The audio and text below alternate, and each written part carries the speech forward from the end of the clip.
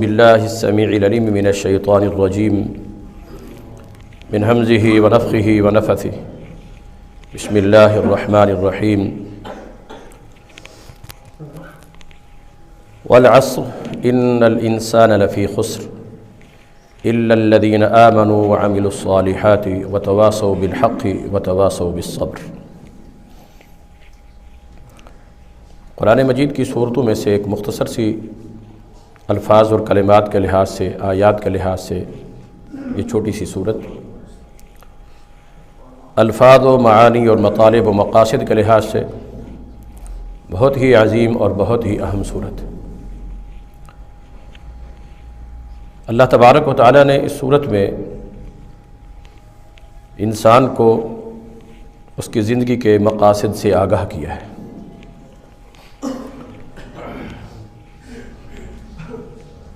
فرمایا بسم اللہ الرحمن الرحیم والعصر، عصر کی قسم۔ عصر کا معنی زمانہ اور وقت۔ عصر کا ایک معنی یہ بھی کیا گیا ہے کہ یہ جو ظہر کے بعد مغرب سے پہلے نماز عصر ہوتی ہے، یہ وقت یا اس وقت ادا کی جانے والی نماز۔ اگر زمانہ بھی ہے اس میں بھی پھر محدثین اور مفسرین کا تھوڑا سا اختلاف ہے کہ اس سے مراد کون سا زمانہ ہے۔ رسول اللہ صلی اللہ علیہ وسلم کی ایک حدیث ہے کہ خیر القرون قرنی ثم الذین یلونہم، تمام زمانوں میں سے سب سے بہترین زمانہ میرا ہے۔ تو ظاہر ہے کہ جو سب سے بہتر زمانہ ہے جسے نبی صلی اللہ علیہ وسلم نے بہتر قرار دیا ہے، تو اللہ تعالیٰ نے اسی کی قسم اٹھائی۔ اور ان زمانوں میں سے ایک زمانہ نبی صلی اللہ تعالیٰ علیہ وآلہ وسلم کی زندگی کا اور عمر کا ہے۔ نبی صلی اللہ علیہ وسلم کی زندگی کی قسم بھی اللہ نے اٹھائی ہے، لعمرک انہم لفی سکرتہم یعمہون۔ نبی صلی اللہ علیہ وسلم کی زندگی پیدائش سے لے کر وہ بھی ایک بہت اہم قسم کا زمانہ ہے۔ نبی صلی اللہ علیہ وسلم کی بالخصوص نبوت اور رسالت کا زمانہ یہ اپنی جگہ اس سے بھی زیادہ اہم۔ نماز عصر کا وقت قرآن مجید کے نزول سے پہلے بھی عرب لوگ عصر کے نماز کے وقت کو بہت زیادہ اہمیت دیتے تھے۔ نماز تو نہیں تھی ان میں، مگر وہ وقت جب کوئی اہم قسم کے فیصلے کرنے ہوتے تھے تو اس وقت میں کیا کرتے تھے۔ قرآن کریم میں بھی اللہ رب العالمین نے بعد اہم فیصلوں کے لیے اسی وقت کی طرف اشارہ فرمایا ہے کہ کوئی ایسا اختلافی مسئلہ پیدا ہو جائے اور جس میں کوئی گواہ وغیرہ بھی نہ مل رہے ہوں ان کے فیصلے کے لیے، کہ تم عصر کی نماز کے بعد ان کو روک لو اور ان سے قسمیں اٹھا کر ان کے اس معاملے کو حل کر دو۔ نمازیں ساری کی ساری اپنی جگہ اہم ہیں۔ حافظوا علی الصلوات والصلاۃ الوسطی، خصوصاً درمیانی نماز۔ سیدہ عائشہ رضی اللہ عنہ فرماتی ہے کہ میں نے سنا تھا نبی سے کہ الصلاۃ الوسطی ہی صلاۃ العصر، کہ عصر کی نماز۔ ہر نماز کی اپنی اپنی اہمیت ہے، فضیلت ہے، مگر عصر کی نماز کی بالخصوص بہت ہی زیادہ۔ نبی صلی اللہ علیہ وسلم نے ارشاد فرمایا ہے، صحیح بخاری کی حدیث، کہ من فاتته صلاۃ العصر فکأنما وتر اہلہ ومالہ، جس آدمی کی عصر کی نماز فوت ہو جائے گویا اس کا گھر بار مال جائیداد ہر چیز تباہ برباد ہلاک ہو گئی۔ فوت کے محدثین نے دو معنی بیان کیے ہیں، ایک تو اصل وقت سے رہ جائے، تاخیر ہو جائے، دیر سے انسان پڑھے، اس کو بھی فوت میں شامل کیا ہے محدثین۔ اور ایک معنی یہ کہ بالکل ہی نہ پڑھ سکے انسان، حتیٰ کہ وہ وقت گزر جائے، وہ دن گزر جائے، وہ نماز رہتی ہے تو رہ جائے۔ بہرحال اس وقت کی قسم اٹھائی اللہ تعالیٰ نے۔ قسم وہ اٹھاتا ہے جس کی بات میں کوئی شک و شبہ ہو اور اپنی بات کو سچا ثابت کرنے کے لیے، پختہ ثابت کرنے کے لیے وہ قسم اٹھاتا ہے۔ اللہ تعالیٰ سے بڑھ کر کوئی اور سچا نہیں ہے۔ ومن اصدق من اللہ حدیثا ومن اصدق من اللہ قیلا، اللہ سے بڑھ کر کسی کا قول، کسی کی بات سچی نہیں ہو سکتی۔ لیکن پھر اللہ تعالیٰ نے قسم کیوں اٹھائی؟ اور پھر قسم اٹھانے والا جب قسم اٹھاتا ہے تو اپنے سے زیادہ کسی بڑی ذات اور شخصیت اعتماد دلانے کے لیے جو زیادہ اہم ہو اس سے، اللہ رب العالمین سے تو بڑھ کر کوئی ہے ہی نہیں ہے۔ میری اور آپ کی قسم اٹھانے کا جو مقصد ہوتا ہے، اللہ تعالیٰ کی قسم میں وہ چیز مطلوب نہیں ہے۔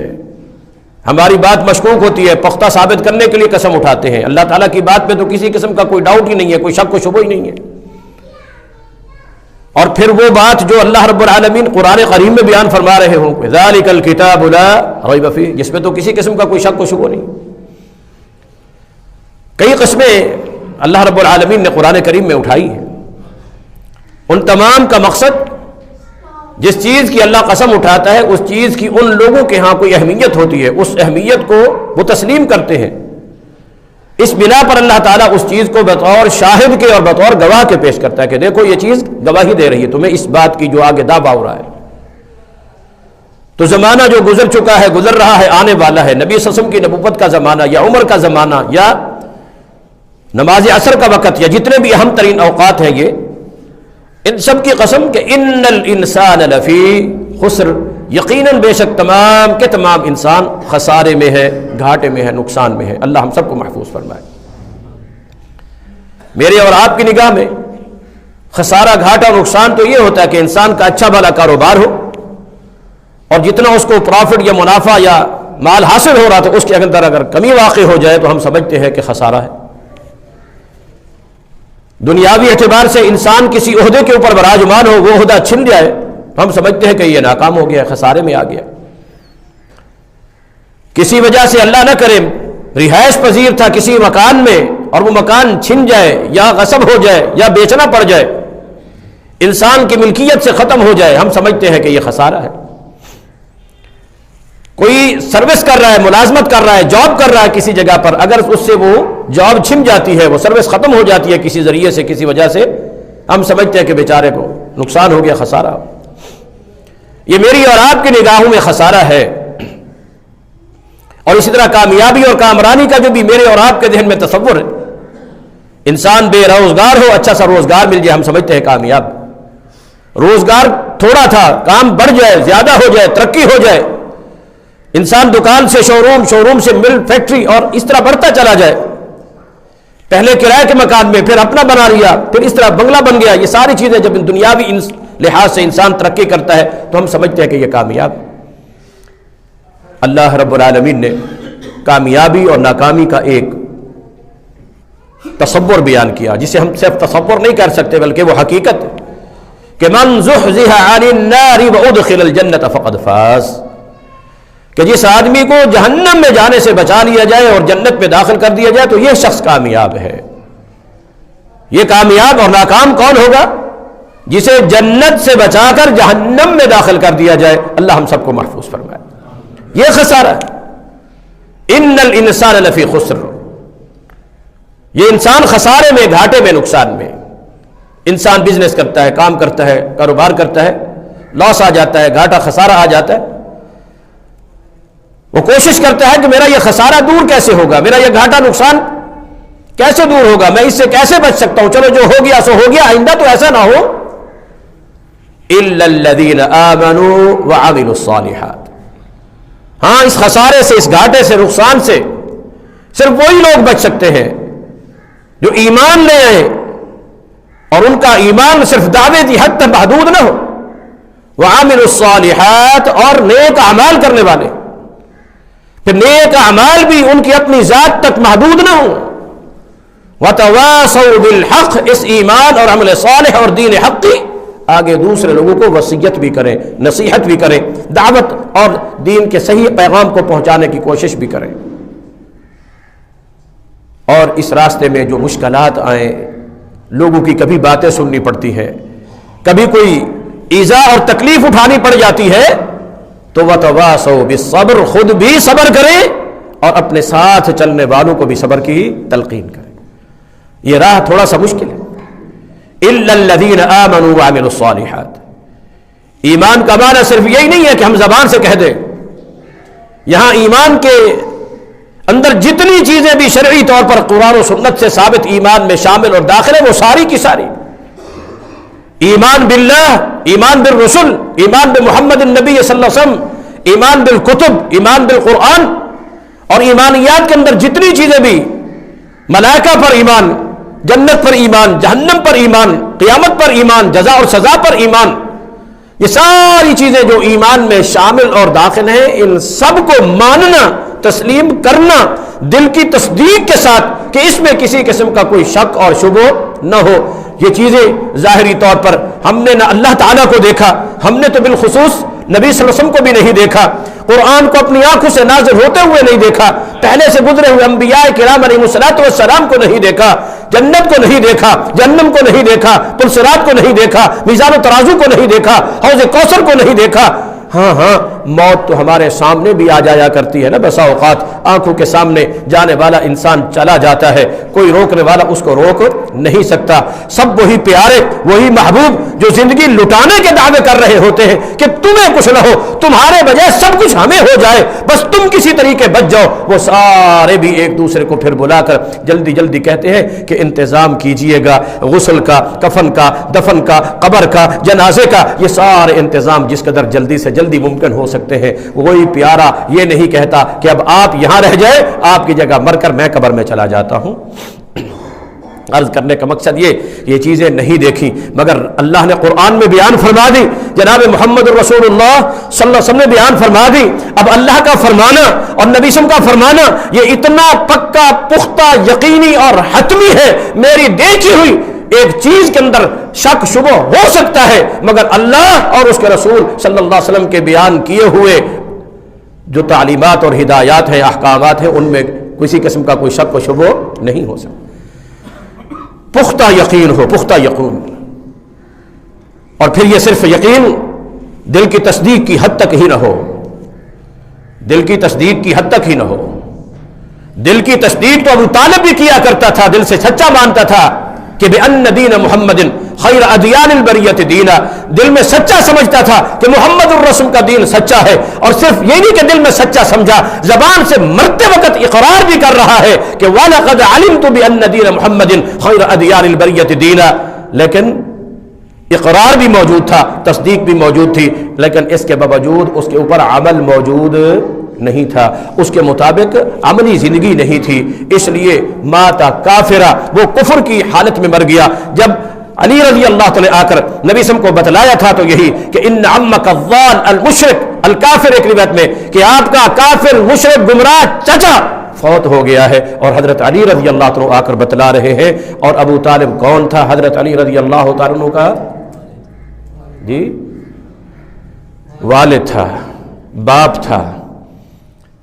مگر دین کے معاملے میں، عقیدے کے معاملے میں، اسلامی حمیت اور غیرت کے معاملے میں کوئی لگی لپٹی نہیں رکھی۔ آج کل بہت سے لوگوں کو، بہت سے بھائیوں کو، ساتھیوں کو اللہ تعالیٰ نے ہدایت عطا کر دی، خالص توحید کا فہم نصیب کر دیا، عقیدے کی اصلاح نصیب ہو گئی، اور عمل صالح شروع کر دیے، سنت پر عمل شروع کر دیا، اللہ تعالیٰ نے بدعات سے محفوظ کر لیا، رسومات اور رواجات سے بچا لیا۔ کتنے ہی ایسے لوگ ہیں، ماں باپ، وہ ان عقائد کے اوپر اللہ کے پاس چلے گئے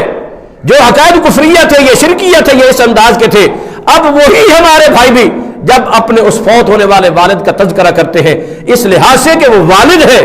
اس کا عقیدہ کیسا تھا، وہ کس حالت میں اس کے اوپر موت آئی، ہم اس چیز کو ذرا اس انداز میں بیان کرتے ہیں کہ ہمارے والد صاحب کے اوپر کوئی زیادہ نہ پڑے۔ مگر حضرت علی رضی اللہ تعالیٰ جب بیان کر رہے ہیں رسول اللہ کو بتلاتے ہوئے، ان عمک الضال المشرک الکافر، کہ آپ کا گمراہ مشرک کافر چچا قد ماتا، وہ فوت ہو گیا ہے۔ اور آگے سے نبی صلی اللہ علیہ وسلم نے بھی کوئی تعزیتی الفاظ نہیں کہے کہ علی مجھے بڑا دکھ ہے، تیرا چاچا تھا، میرا چچا تھا، تمہارا والد تھا، مجھے بڑا دکھ ہوا۔ نہیں، کسی قسم کی تعزیت کے الفاظ رسول اللہ نے نہیں استعمال کیے۔ کیا کہا؟ فقم فذهب فبارہی، پھر جاؤ گڑھا کھود کر اس کو دبا دو۔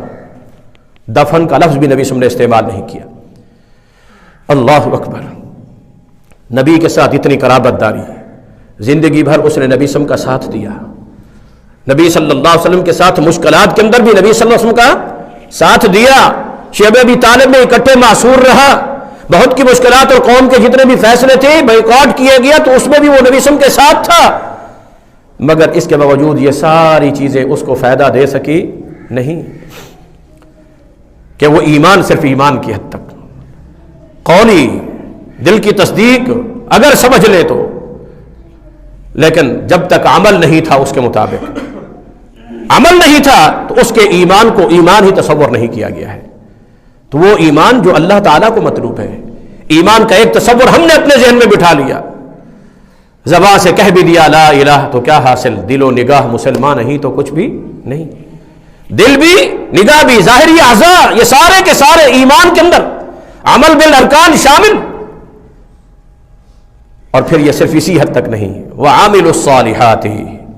خسارے سے بچنا ہے، گھاٹے سے بچنا ہے، نقصان سے بچنا ہے، لاس سے بچنا ہے،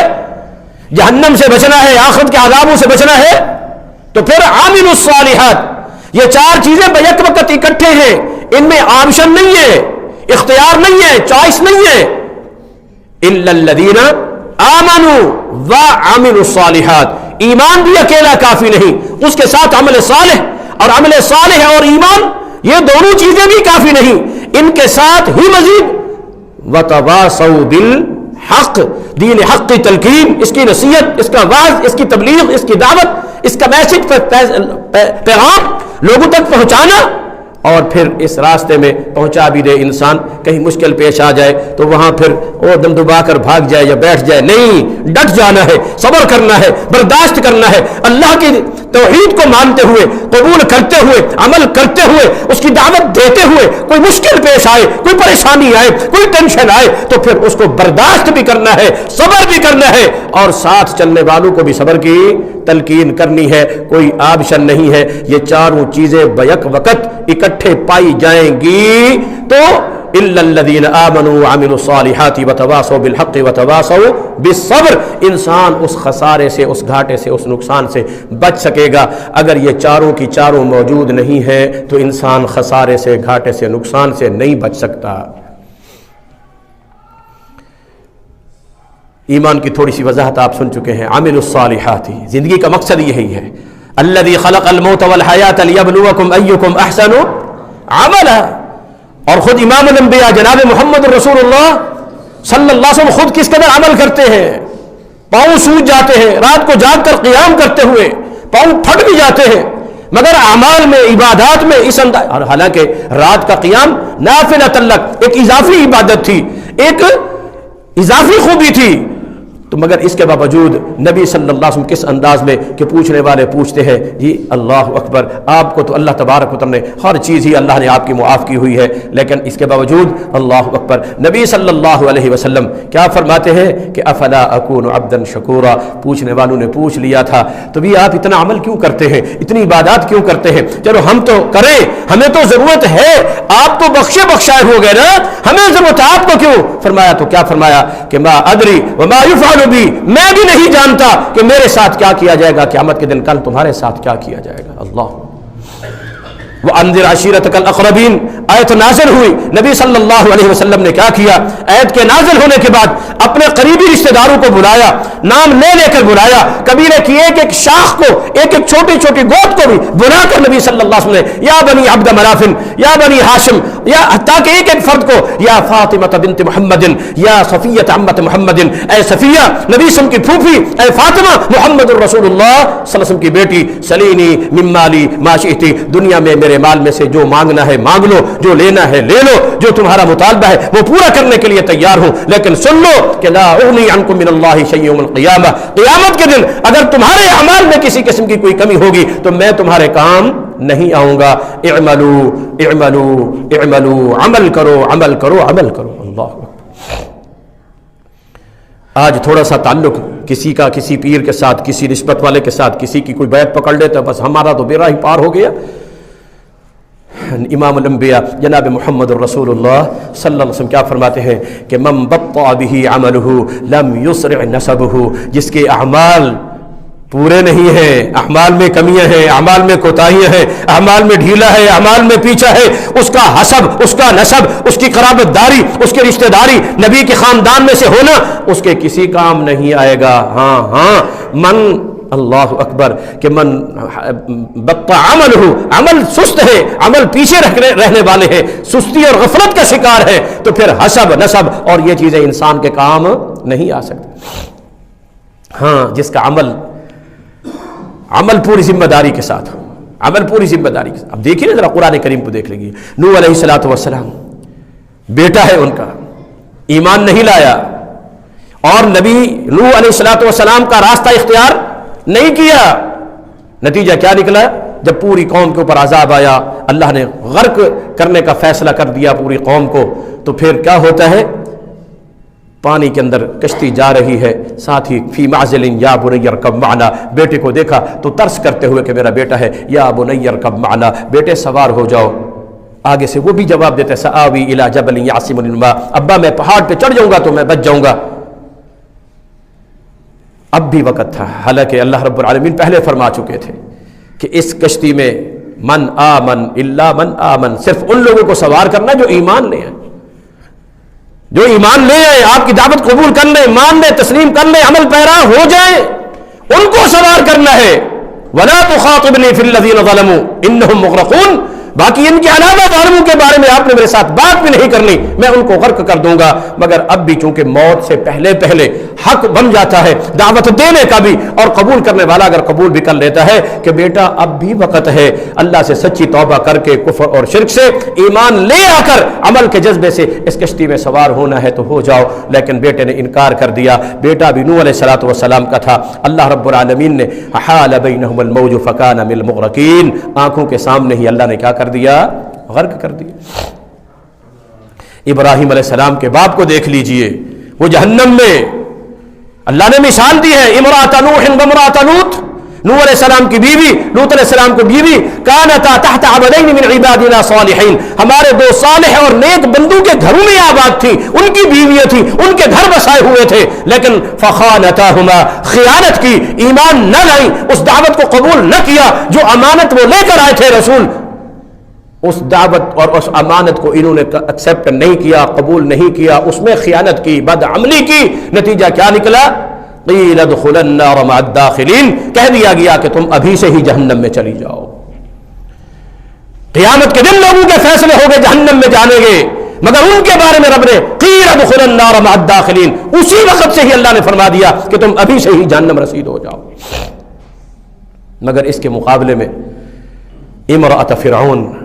فرعون کی بیوی ہے، جو کافر بھی تھا، مشرک بھی تھا، صرف کافر اور مشرک نہیں، مشرک گر بھی تھا، لوگوں سے شرک کرواتا تھا، اور صرف یہی نہیں، اپنے آپ کو طاغوت اکبر کہتا تھا، اپنے آپ کو اس نے طاغوت اکبر بنایا ہوا تھا، انا ربکم الاعلی کہا کرتا تھا کہ میں ہی تم میں سب کا بڑا رب میں ہوں، یہ ساری کائنات میرے حکم سے چل رہی ہے۔ لیکن کیا ہے، اللہ تبارک و تعالی نے اس کی بیوی کو اس کے گھر کے اندر توحید کی سمجھ عطا کر دی، وہ ایمان لے آئی اور عمل بھی کرنے والی تھی۔ اللہ اکبر، ذکر آتا ہے صحیح بخاری کی ایک حدیث کے اندر، وہ دکھایا گیا نا کہ وہ کنگھی کرتے ہوئے بھی بسم اللہ اللہ اکبر، کہ اس قدر عمل نیکی کے ان اعمال میں بھی جنہیں ہم معمولی سمجھتے ہیں، حقیر سمجھتے ہیں، مگر اس نے کیا کیا؟ اس چیز کا اہتمام کیا، نتیجہ کیا نکلتا ہے؟ اللہ اکبر، اس نے دعا کی کہ رب ابن لی عندک بیتا فی الجنہ، اے اللہ مجھے فرعون کے اس محل کی ضرورت نہیں ہے، میرے لیے جنت میں ایک چھوٹا سا گھر بنا دے۔ نبی صلی اللہ علیہ وسلم فرماتے ہیں، امام نجم الدین غیتی امام ترمذی کے شاگرد ہیں، انہوں نے کتاب لکھی ہے معراج الکبیر، انہوں نے نقل کی ہے صحیح سند کے ساتھ یہ روایت کہ نبی صلی اللہ علیہ وسلم فرماتے ہیں، میں جنت کے اندر مجھے جو سیر کرائی گئی، میں جہاں بھی جاتا تھا ایک بھینی بڑی خوبصورت قسم کی خوشبو آیا کرتی تھی۔ میں نے جبرائیل سے پوچھا کہ یہ خوشبو کس چیز کی ہے، تو بتایا یہ آسیہ جو فرعون کی بیوی تھی، یہ اس کے محل سے پھوٹ رہی ہے، پھیل رہی ہے، جس سے پوری جنت مہکی ہوئی ہے۔ اللہ اس کو اللہ نے کیا کہا؟ رب ابن لی عندک بیتا فی الجنہ، اللہ میرے لیے جنت میں، تو جنت میں گھر اللہ نے محل بنا دیا، مکان بنا دیا، اور پھر اللہ تعالیٰ نے نبی کو بھی دکھلا دیا کہ جا کے امت کے لوگوں کو خبر دے دیں۔ اللہ اکبر، جب ایمان ہے، عمل صالح۔ اب لوط علیہ السلام کا بیٹا، اللہ تبارک و تعالیٰ نے کیا فرمایا ہے ان کو اس کے بارے میں؟ جب عذاب تھم گیا، اب بیٹا بھی آنکھوں کے سامنے غرق ہو چکا تھا، نوح علیہ السلام اللہ تعالیٰ سے عرض کرتے ہیں، ان ابنی من اہلی وان وعدک الحق، اللہ میرا بیٹا میرے اہل میں سے تھا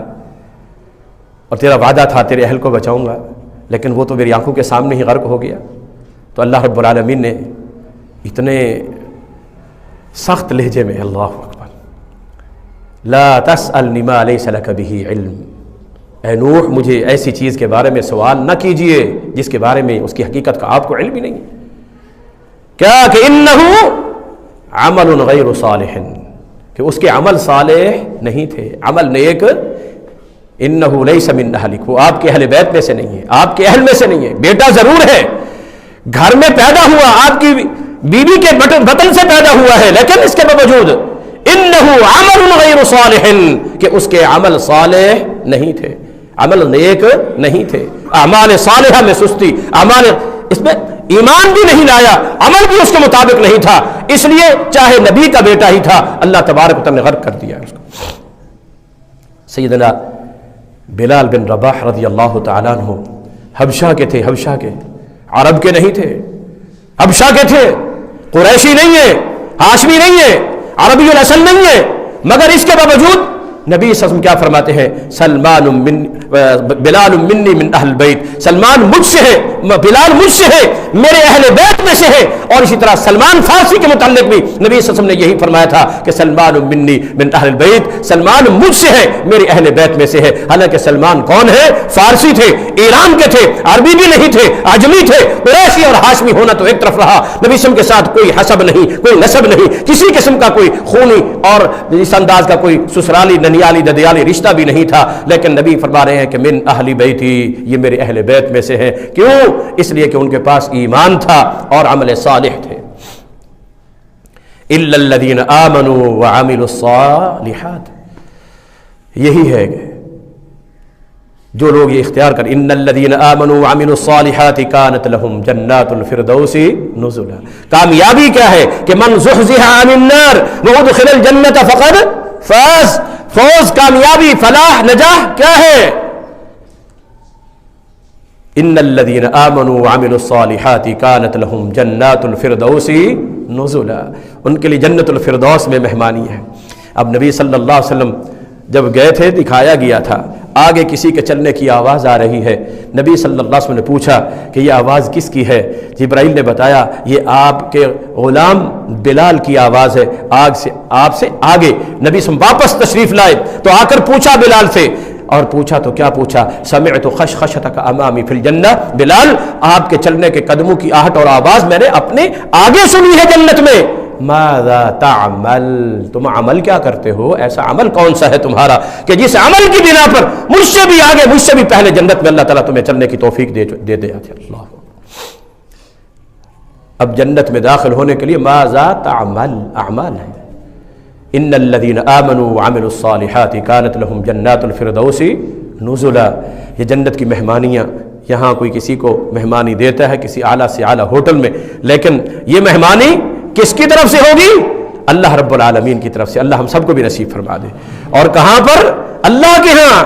عند ربہم، اللہ تبارک و تعالیٰ اپنے پاس، کسی گارڈن میں نہیں، کسی ہوٹل میں نہیں، کسی ریسٹورنٹ میں نہیں، کہاں پر؟ جنت الفردوس میں۔ یہاں مہمانی دینے والے مہمانی دیتے ہیں، جو کچھ مجبوراً موجود ہو وہی کھانا پڑتا ہے، دل میں کوئی اور تمنا لے کر انسان بیٹھا ہی بیٹھا رہ جاتا ہے، کاش یہ چیز ہوتی، کاش یہ ہوتی، مگر وہاں کیا ہے؟ وَلَكُمْ فِيهَا مَا تَشْتَهِي الْأَنفُسُ وَتَلَذُّ الْأَعْيُنُ، جو تمہاری آنکھوں کو بھاتا چلا جائے گا، تمہارے دل میں اس کی چاہت اور خواہش پیدا ہوتی چلی جائے گی، زبان سے اظہار نہ بھی کرو گے اللہ وہ بذات خود وہاں پر عطا کرتا چلا جائے گا۔ اور ما لہا من نفاد، کھاتے کھاتے بسا اوقات وہ چیز جو لائی جاتی ہے، آرڈر دیا جاتا ہے، وہ بھی کم پڑ جاتی ہے، تھوڑی ہو جاتی ہے، لیکن ما لہا من نفاد، جو اللہ کی طرف سے مہمانی ہوگی اس میں کسی قسم کی کوئی کمی نہیں ہوگی۔ یہاں تو چیزیں بسا اوقات دسترخوان ختم ہو جاتے ہیں، سمٹ جاتے ہیں، ہر چیز ختم، ما لہا من زوال۔ اور یہ نہیں کہ ایک چیز اگر ایک دفعہ آ گئی ہے تو دوسری دفعہ دل کرتا ہے، شکل و صورت تو ایک جیسی ہوگی مگر ذائقہ اس کا اس سے بھی کیا ہوگا؟ الگ اور مختلف ہوگا۔ اللہ ہم سب کو یہ مہمانی عطا فرمائے، یہ کامیابی نصیب فرمائے، دنیا کے اور آخرت کے ہر خسارے سے، گھاٹے سے محفوظ فرمائے۔ اور اس کے لیے ضروری ہے الا الذین آمنوا وعملوا الصالحات، پھر یہی حد تک نہیں رہ جانا ہے، وتواصوا بالحق وتواصوا بالصبر۔ اللہ نے کبھی موقع دیا نا تو یہ دو حصے جو ہے نا یہ باقی رہ گئے، پھر کبھی صحیح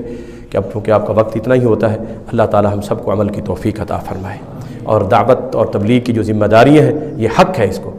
آج جس کے اندر ہم بہت سست ہو چکے ہیں، بہت غافل ہو چکے ہیں، اور یہ غفلت بہت نقصان دہ ہے۔ امر بالمعروف نہی عن المنکر دعوت کی ذمہ داری